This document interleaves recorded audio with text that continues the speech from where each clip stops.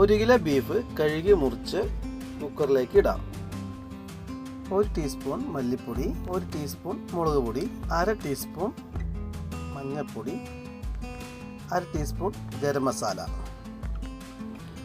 ചെറുതായി അരിഞ്ഞ ഇഞ്ചി, വെളുത്തുള്ളി, പച്ചമുളക് എന്നിവ ഇട്ട് കൊടുത്ത് 1/4 ടീസ്പൂൺ ഉപ്പും 1/2 ടീസ്പൂൺ നാരങ്ങ നീരും ചേർത്ത് നല്ല രീതിയിൽ മിക്സ് ചെയ്ത് കൊടുക്കാം. ഇതിലോട്ട് 1 കപ്പ് വെള്ളം ഒഴിച്ചു കൊടുക്കാം. അതിനുശേഷം നമുക്ക് വേഗം വയ്ക്കാം. ഇതുപോലെ ഒരു ചീനച്ചട്ടിയിൽ കുറച്ച് വെളിച്ചെണ്ണ, കുറച്ച് ഇഞ്ചി, കുറച്ച് വെളുത്തുള്ളി, 1 കപ്പ് ചെറിയുള്ളി,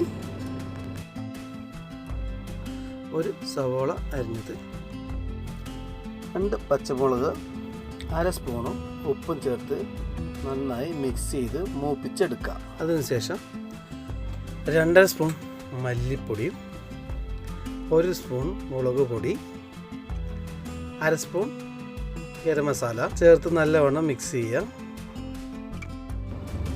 വേഗം വെച്ച നമ്മുടെ ബീഫ് കൂട്ടിനെ ഇതിലേക്ക് മാറ്റാം. എന്നിട്ട് ഒന്ന് ഇളക്കി കൊടുക്കാം. കുറച്ച് കറിവേപ്പില ഇട്ട് കൊടുക്കാം. എന്നിട്ട് മൂടി വയ്ക്കാം. ഒരു 5 മിനിറ്റ് കഴിഞ്ഞ് 1 സ്പൂൺ കുരുമുളക് പൊടി വിതറി കൊടുക്കാം. നല്ലവണ്ണം മിക്സ് ചെയ്ത് കൊടുത്ത് കുറച്ച് മല്ലിയില മേലെ ഇടാം. നമ്മുടെ ബീഫ് കറി റെഡിയായി കഴിഞ്ഞു.